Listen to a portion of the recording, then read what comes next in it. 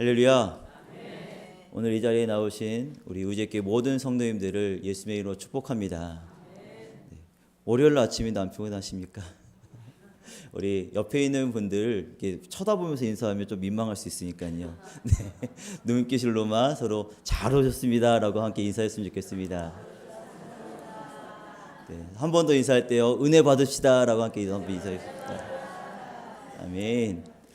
네. 호렙산 20일 특별 새벽 기도회가 벌써 4분의 1이 지나갔습니다. 네. 아직도 4분의 3이 남았다가 아니라 벌써 4분의 1이 지나갔는데요. 네. 이제 4분의 3밖에 안 남았습니다. 네. 4분의 3이 남은 그 시간 동안 우리가 더욱더 깨어서 기도할 때마다 하나님께서 허락하신 은혜가 우리 모두에게 있기를 예수님의 이름으로 축복합니다. 어떤 사람이 꿈을 꾸었다라고 하는데요, 그 꿈에 대해서 이렇게 얘기합니다. 그는 본인이 하나님의 자녀로 살아가기 위해 날마다 주님의 도우심을 구하며 살아가고 있다라고 생각하는 사람이었는데요, 꿈속에서 누군가 나타나서 그에게 조그만 쪽지에 성적표를 주고 갔다고 합니다. 세상 사람들이 그를 향해 평가한 점수를 합산해서 평균을 낸 것이 그 성적표였는데요, 성적표를 보기 전에 이 사람의 마음가대는 세상 사람들이 나를 최소한 평균 90점 정도로 나를 평가했을 것이라는 짐작을 하고 기대하고 있었습니다. 막상 펼쳐보니까 그 점수는 70점을 조금 넘은 점수였는데, 아무리 꿈이었지만 자신이 그 정도 점수밖에 되지 않나 싶어서 많이 실망하고 원망스러웠다고 합니다. 너무도 마음이 아프고 세상의 사람들 향해서 분노가 막 끌어올릴 때쯤에 꿈에서 깨었는데, 그 사람은 비로소 그때 깨닫게 된 것이 있다고 합니다.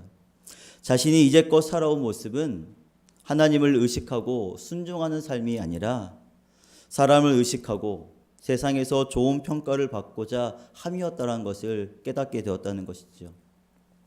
그는 스스로 생각하며 말했습니다. 세상 사람들에게 70점을 받았다면, 만약 하나님 앞에 내가 점수를 받았다면 몇 점을 받을 수 있었을까? 대부분의 사람들은 주위의 평가를 매우 중요하게 생각합니다. 사람들의 평가에 따라서 웃고 또 울며 심지어는 스스로의 삶을 중단하고 내어놓는 사람들도 있습니다. 하지만 정작 하나님의 평가에 대해서는 너무나도 인색하고 담대하다는 것이지요.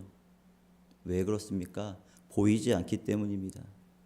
진정으로 두려워야 할 하나님의 심판은 우리가 잊고 살아가고 있다는 것이지요. 언젠가 하나님 앞에 섰을 때 우리는 분명 평가를 받을 수밖에 없습니다. 하나님께 좋은 평가를 받는다면, 그렇게 받을 만한 삶을 살아간다면 우리는 결탄코 세상에서도 좋은 평가를 받을 수밖에 없다는 것이지요. 우리가 신앙생활을 하면서 늘 갈등 가운데 있는 것이 있습니다. 그것은 바로 우리가 과연 구원에 대한 확신이 있는가라고 하는 대한 문제입니다. 이렇게 죄악된 자가 어떻게 이렇게 죄악된 세상을 살아가며 구원받을 수 있을까? 내 영혼이 건강하지 못하고 쇠약한데 어떻게 구원받을 수 있을까? 주님께서 재림하실 때에 하나님의 심판의 구원을 내가 과연 받을 수 있을까? 라고 하는 그런 구원에 대한 염려와 걱정이 신앙인들에게는 조금씩은 있어야 한다는 것입니다. 우리 스스로의 삶을 볼 때 확신을 가지지 못할 때가 있지만 그것 또한 정상적인 삶의 범주 안에 있습니다. 그러나 사도 바울은 오늘 본문에서 우리가 최종적인 구원을 받았음을 논증적으로 말씀하고 있다는 것이지요. 특히나 본문 9절과 10절에서 완곡하게 말하는데, 우리 9절과 10절을 다시 한번 읽어보기 원합니다. 오늘 본문 9절과 10절입니다. 함께 읽습니다.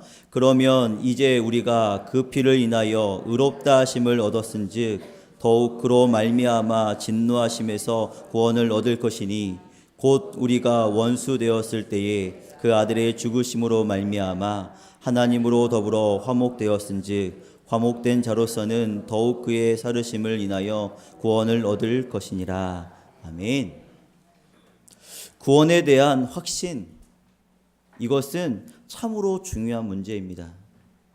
최종적으로 구원에 대한 확신이 있다면 우리의 삶이 어떻게 달라질 수 있겠습니까? 많은 믿음의 선지들처럼 우리의 삶도 세상이 감당치 못할 만한 삶으로 변화될 수 있다는 것이지요. 어저께는 종교개혁 499주년 기념주일이었습니다. 우리에게 종교개혁이란 어쩌면 말씀이 보편적으로 들어올 수 있고 우리가 말씀 가운데 나갈 수 있는 좋은 기회였기 때문에 우리가 기념해야 할 아주 중요한 날이지요. 그러면서 우리는 다시 한번 우리에게 있는 그 하나님의 구원이 어떻게 다가올지에 대해서 우리는 생각해 보아야 한다는 것입니다. 구원에 대한 확신은 이것은 복음 안에 있는 자들이 누릴 수 있는 또 다른 축복이며 다른 말로는 믿음의 완성이라고 말할 수 있습니다. 오늘 사도 바울의 말씀하고 있는 이 본문의 말씀을 통해서 구원에 대한 확신과 모든 것의 기본인 믿음을 소유할 수 있으시기를 예수님의 이름으로 축복합니다. 사도 바울은 8절에서 우리를 향한 하나님의 사랑을 증거하고 있다라고 말하고 있지요. 하나님께서는 우리가 아직 죄인 되었을 때에 그리스도께서 우리를 위하여 십자가에 죽으심으로 우리에게 대한 자기의 사랑을 확증하셨다라고 말씀합니다. 한번 우리 8절도 함께 읽어보기 원합니다. 함께 읽습니다. 우리가 아직 죄인 되었을 때에 그리스도께서 우리를 위하여 죽으심으로 하나님께서 우리에게 대한 자기의 사랑을 확증하셨느니라. 아멘. 우리가 선하기 때문에, 우리가 잘 살기 때문에, 우리가 능력이 있기 때문에가 아니라 하나님께서는 8절에서 우리가 아직 죄인 되었을 때에 라고 말씀합니다. 우리가 예수를 알기 전, 오늘 임직자 선거대가 찬송하게 되죠. 우리가 주 예수를 알기 전부터 하나님은 우리를 사랑하셔서 그 사랑을 확증하시기 위하여 우리에게 말씀을 허락하시고 구원도 허락하셨음을 우리는 믿고 살아가야 한다라고 말씀하고 있다는 것이지요. 바울은 이 하나님의 사랑에 관한 자신의 선언을 기초로 하여 우리의 최종적인 구원의 확신을 이 말씀을 통하여 논증하고 있는 것입니다. 우리는 예수님의 십자가의 피로 말미암아 의롭다 하심을 얻었습니다. 믿으십니까? 아멘. 그러므로 우리가 장차 예수님의 재림의 때에 있을 하나님의 진노하심에서 구원을 얻었다는 것을 우리는 믿고 살아가야 한다는 것입니다. 이것을 믿는 것이 믿음의 기본이라고 말씀드릴 수 있습니다. 우리가 원수 되었을 때에 그의 아들의 죽으심으로 말미암아 하나님과 더불어 화목되었기 때문에 화목된 자로서는 더욱 예수님의 부활하심으로 인하여 구원을 얻게 된다라고 말씀하고 있는 것이지요.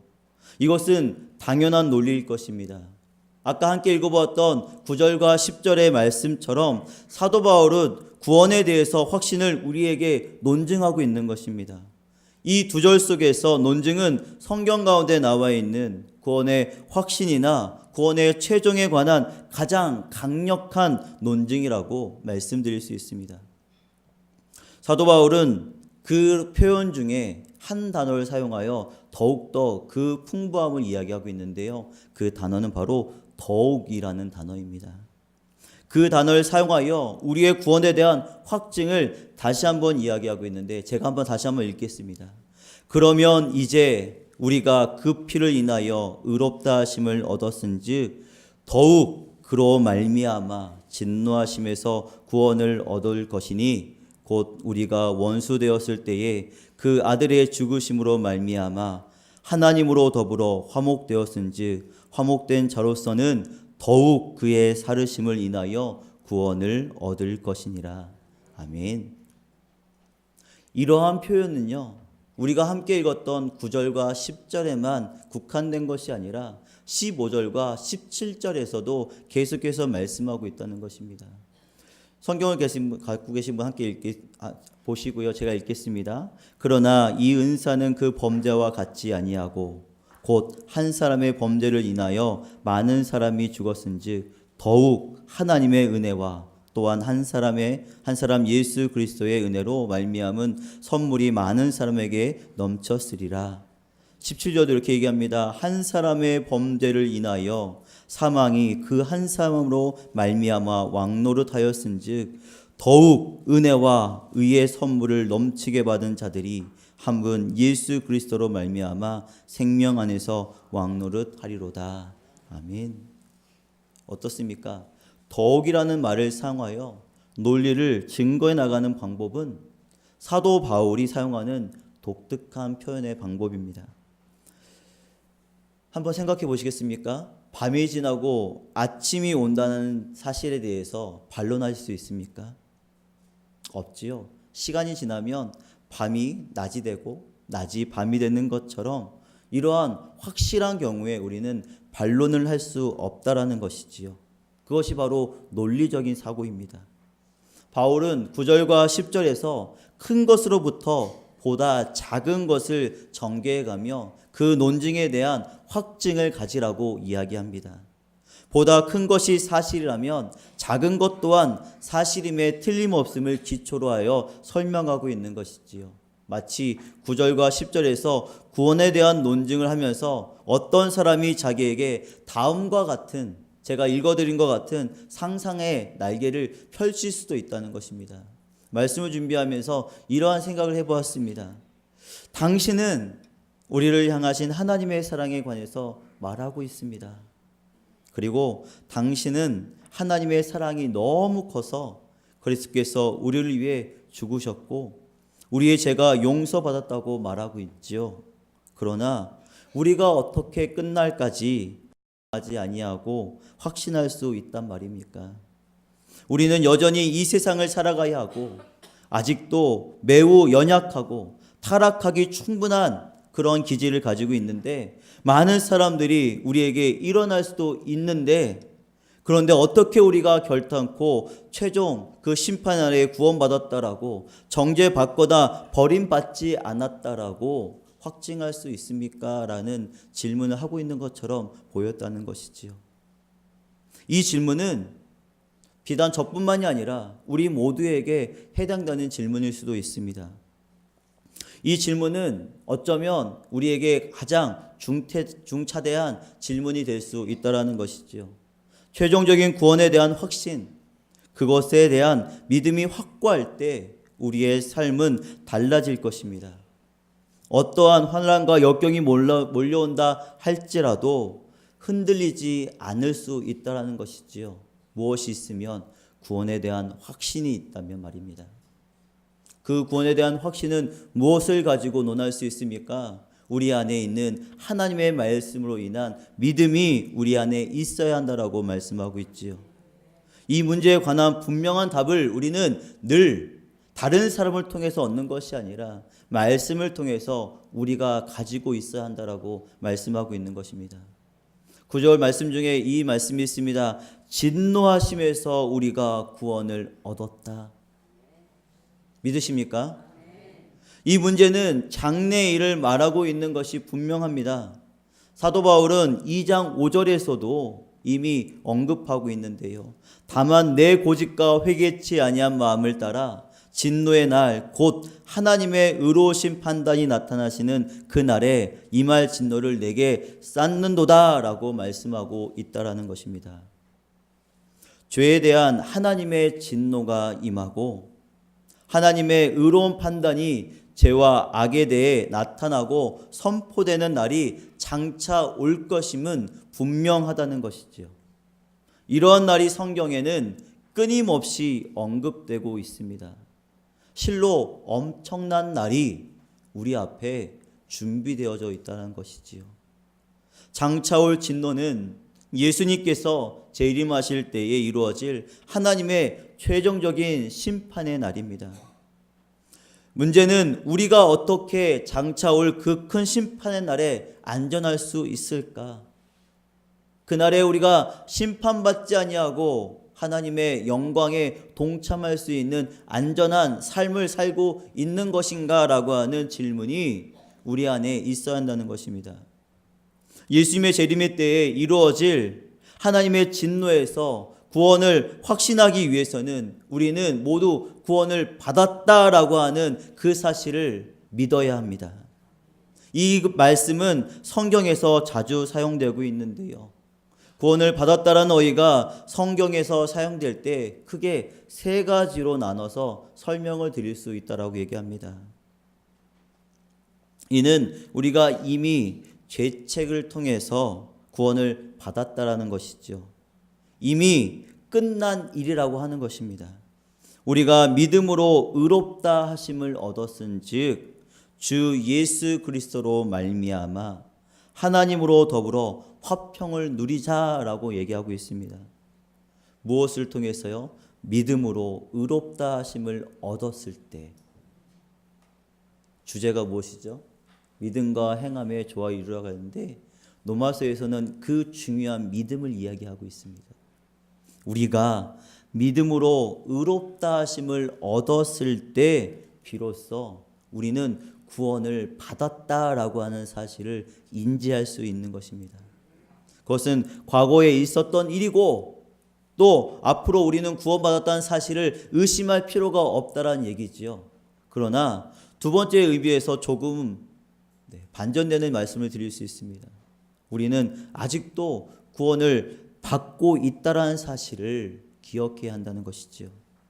우리는 죄의 세력과 오염으로부터 구원을 받고 있다는 사실입니다. 그 증거가 우리 모두가 이곳에서 하나님께 예배할 수 있다라는 것이지요. 세상에 얼마나 많은 사람들이 이 시간을 단잠을 자며 아니면 자신의 유흥을 위해서 쓰고 있습니까? 그러나 우리는 하나님 앞에 기도하는 자리로 하나님을 영광롭게 부르는 자리로 이 자리에 나왔다는 것이 바로 하나님의 구원을 받고 있다라고 하는 그 사실이라는 것입니다. 우리의 죄에 대한 죄에서 죄책만 하나만이 아니라고 말씀하고 있는 것입니다. 불행히도 그 이상의 것이 우리를 늘 위협하고 우리를 늘 흔들고 있다는 것이지요. 우리의 고민과 또 우리의 문제에는 우리가 어떤 범죄 행위를 저질렀다는 사실이 우리가 하나님 앞에 죄책이 있다고 하는 것이 아니라고 말씀하고 있다는 것입니다. 우리가 잘못해왔기 때문이 아니라 하나님께서 처음 세상에 사람을 창조했을 때 그 모습을 잃어버렸던 것이 문제가 된다라고 말씀하고 있는 것이지요.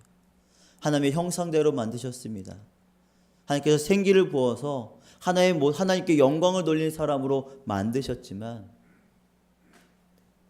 사단의 꼬임에 넘어간 아담의 그 죄 때문에 우리 사람의 그 본체에는 죄성이 자리 잡을 수밖에 없었다는 것을 이야기하지요.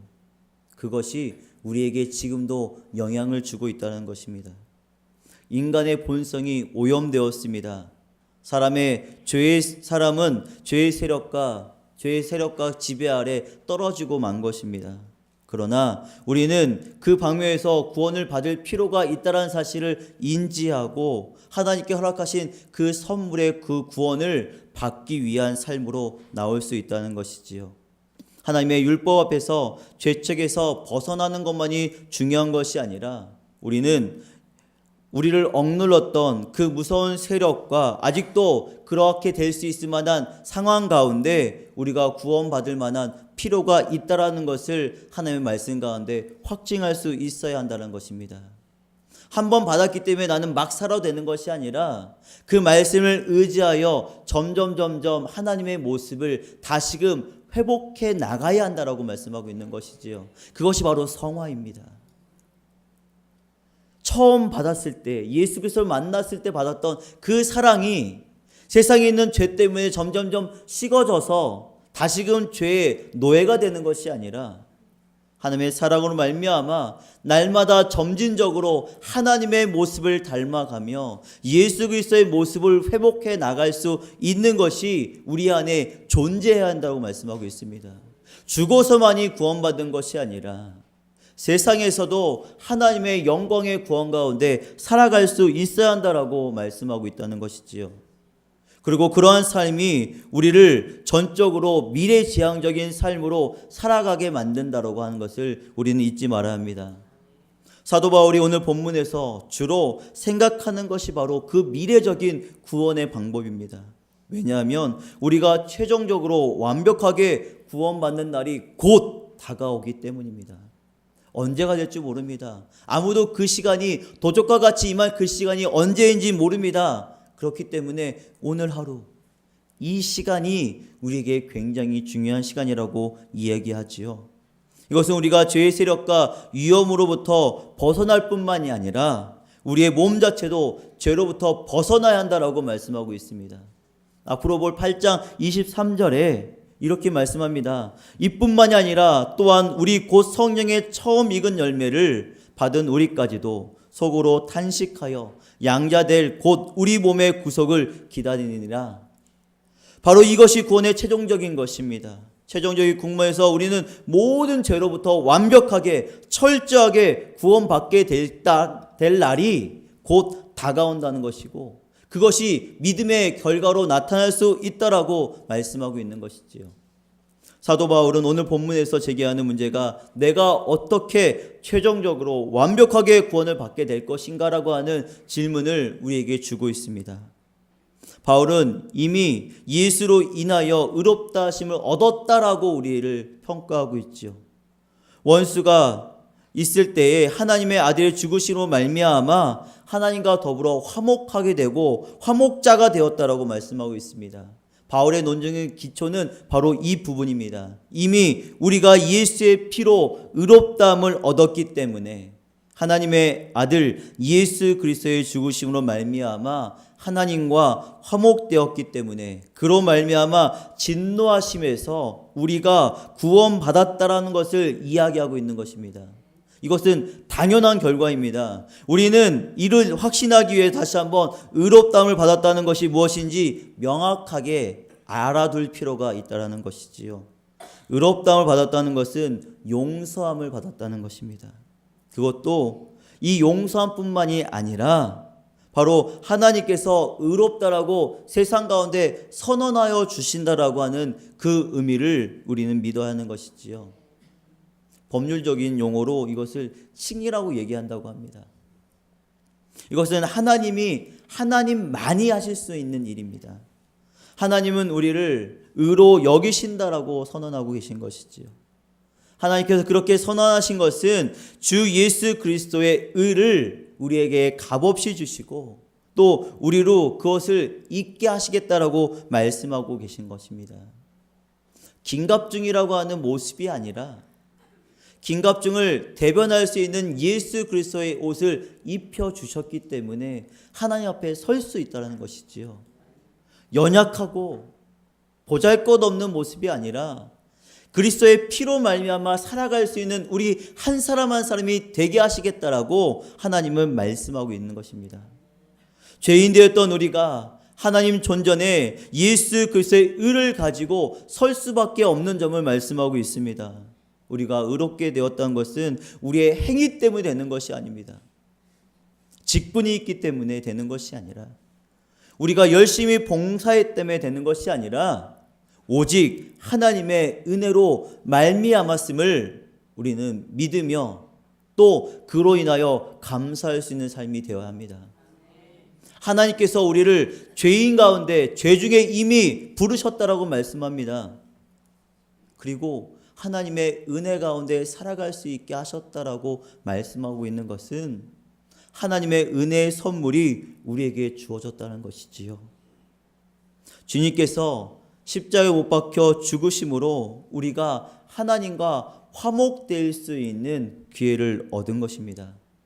하나님께서 우리를 위해서 그렇게 하실 정도로 우리를 사랑하셨다면, 즉 우리를 의롭게 하시기 위하여 자기의 아들을 우리 대신 십자가에 죽기까지 내어주셨다라고 한다면 하나님께서 그리스도로 말미암아 진노하심에서 우리를 구원하신다는 것은 당연한 결과라고 우리는 믿어야 한다는 것이지요.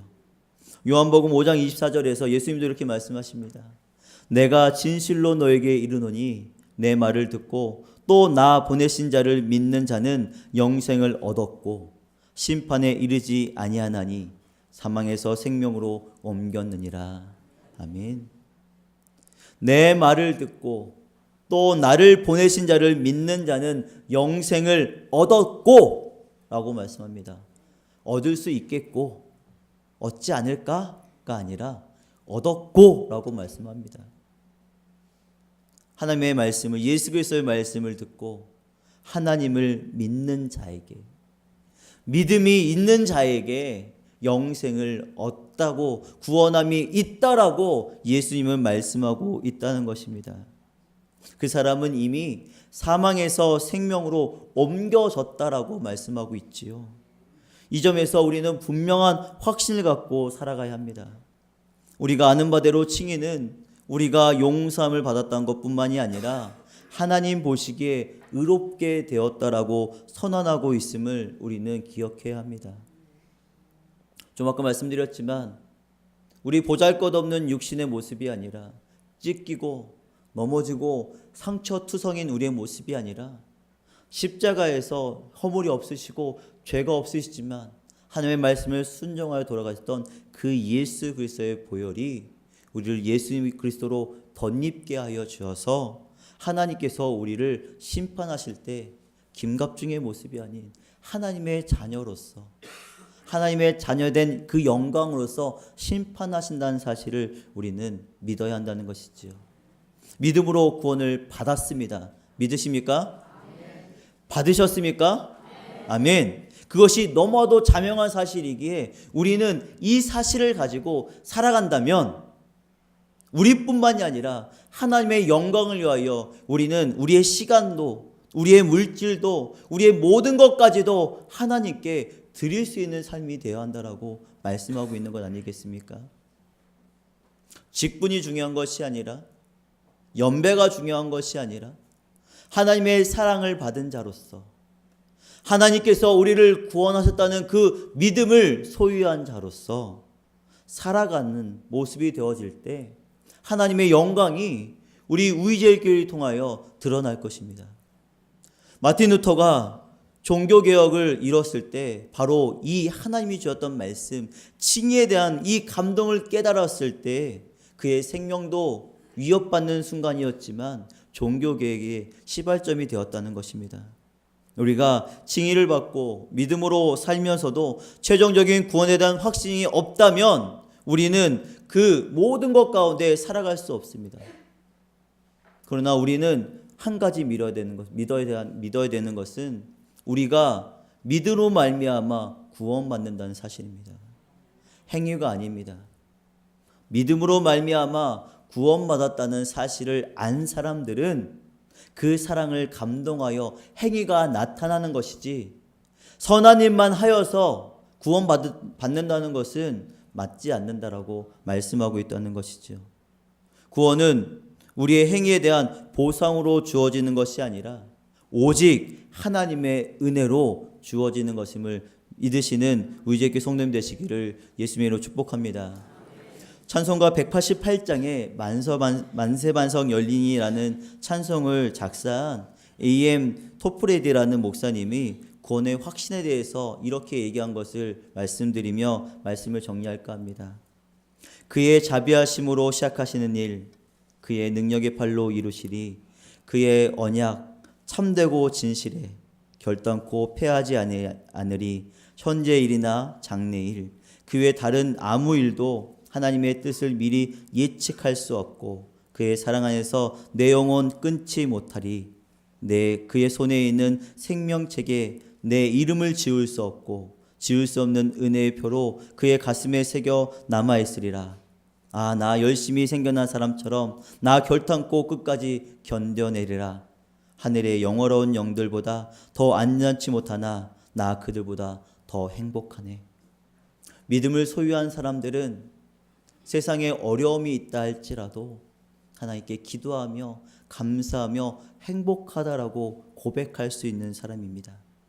우리도 하나님 안에서 그 사랑 안에서 어떤 상황과 어려운 형편 가운데서도 구원의 확신을 가지고 그 행복을 노래하는 믿음으로 그 구원의 복된 소식을 전할 수 있는 의지있게 모든 성도님들 되시기를 예수님의 이름으로 부탁드립니다. 잠시 기도하겠습니다.